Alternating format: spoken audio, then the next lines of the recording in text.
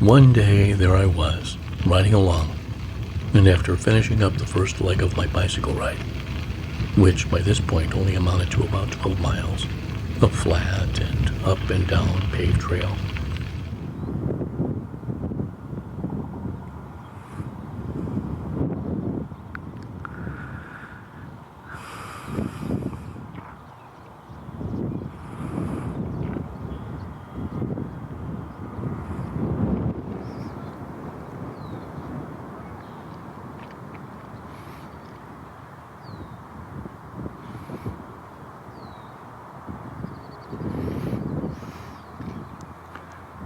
there I was, sitting at the edge of a marsh for about 20 minutes, daydreaming about who knows what.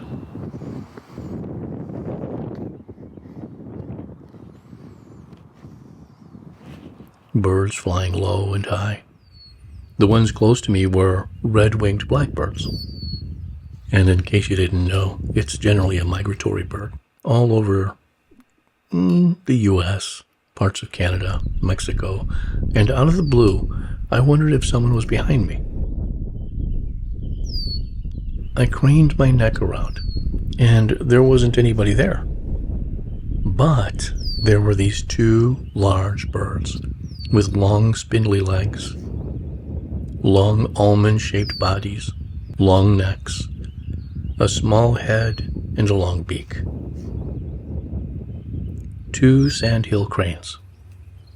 They stood motionless and silent, as if deciding which way to go next.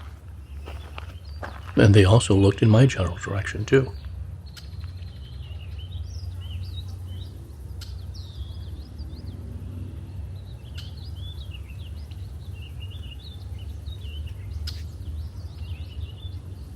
I sat there and took them in for a few moments.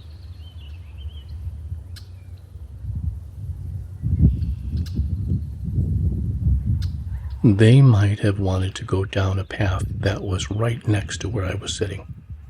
But to them, there was this creature with his bicycle a little too close for comfort.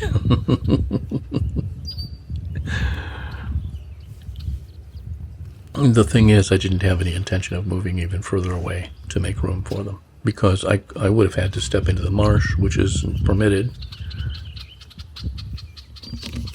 and my only other means of exit would take me directly toward them, so I chose to stay put. At this point, I realized nothing was going to happen quickly. They didn't move like squirrels do, with their head darting in this direction and that. No, these cranes seemed content to weigh their options and choose their path to proceed, all in their own sweet time. Next, as I watched, those sweet little red-winged blackbirds started dive-bombing them over and over again. And the sandhill cranes didn't utter a sound, but they did duck from time to time as the blackbirds came too close for comfort. This went on for several minutes. The cranes decided to move. They also decided to give me a wide berth and move through the tall marsh grasses, one long step at a time, stopping for lengthy periods of time in between, while being seized upon by these persistent blackbirds. Eventually, they made their way to the path, about 50 feet closer to the water than where I was sitting.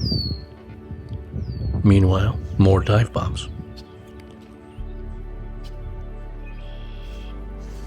Eventually, they must have abandoned their plan to go to the shore where the water began and ended up moving through more tall grasses. By this time, it seemed like they were fleeing those blackbirds who wouldn't stop. Their intent was to drive them away. Anyway, it was time to get moving again.